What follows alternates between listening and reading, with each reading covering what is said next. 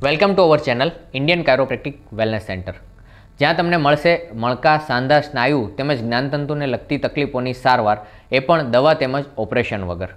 તો તમારી સ્પાઇનને હેલ્ધી રાખવા અને ફિટનેસ ટિપ્સ જાણવા માટે જોડાયેલા રહો અમારી ચેનલ સાથે. શું તમે એક એથ્લેટ છો અથવા તો જિમમાં વર્કઆઉટ કરી રહ્યા છો?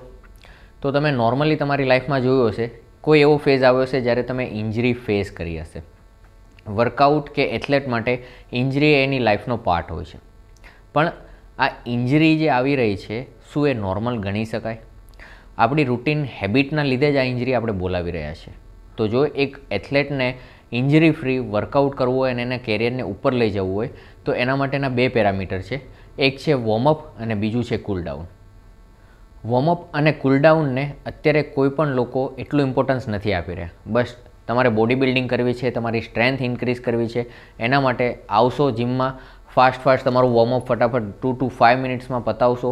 કાર્ડિયો પણ કરવાનું કહેશે તો કાર્ડિયોના દિવસે પણ તમારે વેઇટ લિફ્ટિંગની ઈચ્છાના લીધે તમે એટલું ત્યાં ઇન્વેસ્ટમેન્ટ નહીં કરો. જો તમારું પ્રોપર વોર્મઅપ જ નહીં થાય, તમારા મસલ્સ આખી રાતનો રેસ્ટ લઈને જ્યારે તમે જિમમાં જાઓ છો તો તમારા મસલ્સ પ્રોપર વોર્મ કે ફ્રી થયા જ નહીં હોય અને તમે વર્કઆઉટ કરશો તો ડેફિનેટલી તમારા મસલ્સ તમને રિસ્પોન્ડ નહીં કરે અને ઇન્જરી આવવાના ચાન્સીસ વધી જશે.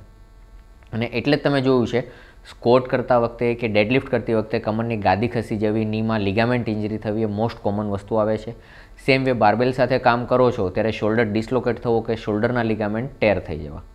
તો આ બધી વસ્તુ બતાવે છે કે ક્યાંક ને ક્યાંક તમારું વોર્મઅપ તમે મિસ કરી રહ્યા છો.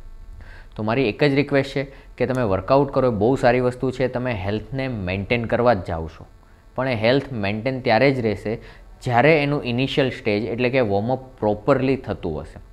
તમે એના માટે તમારા પર્સનલ ટ્રેનર છે અથવા તો જીમ ટ્રેનર છે તેનો સપોર્ટ લઈ શકો છો. પ્રોપર મિનિમમ 20 મિનિટનું વોર્મઅપ કમ્પલસરી છે. હું બોલું છું મિનિમમ, એનાથી વધારે હોઈ શકે. ઓછું કરવું એનો મતલબ કે તમે ઇન્જરીને ઇન્વાઇટ કરશો.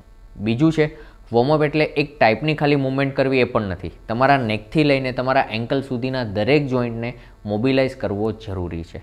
તો તમે એ રીતનું વોર્મઅપ સિલેક્ટ કરો કે જેની અંદર તમારા ફૂલ બોડી જોઈન્ટ્સ વોર્મઅપ થઈ શકે. સેકન્ડ ફેઝ છે કુલડાઉન. તમે વોર્મઅપ કરી લીધું, તમે વર્કઆઉટ કરી લીધું. વર્કઆઉટની અંદર તમે વેઇટ લિફ્ટ કરીને અથવા તો તમારી બોડીની બિયોન્ડ લિમિટ તમે તમારા બોડીને પુશ કરો છો, એટલે કે એને સ્ટ્રેઇન આપો છો. આ સ્ટ્રેઇન કે સ્ટ્રેસને રિલીઝ કરવા કુલડાઉન કરવું કમ્પલસરી છે. કુલડાઉનને બીજા મિનિંગમાં કહીએ કે સ્ટ્રેચ કરવું. ફોર એક્ઝામ્પલ, અગર હું બાયસેપ્સ માટે વર્કઆઉટ કરું છું, મેં હેવી ડમ્બલ્સ લીધા હશે તો મારા મસલ્સ સોર થઈ જશે, એના પર સ્ટ્રેસ આવ્યો હશે.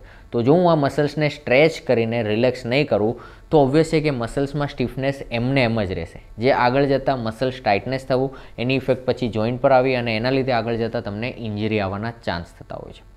તો દરેક એથ્લેટ અને સ્પોર્ટ પર્સનને મારી એક જ રિક્વેસ્ટ છે, તમે ગમે તે સ્પોર્ટ્સમાં હો કે પછી જિમમાં હો, પણ વોર્મઅપ અને કુલડાઉનને મિસ નહીં કરતા.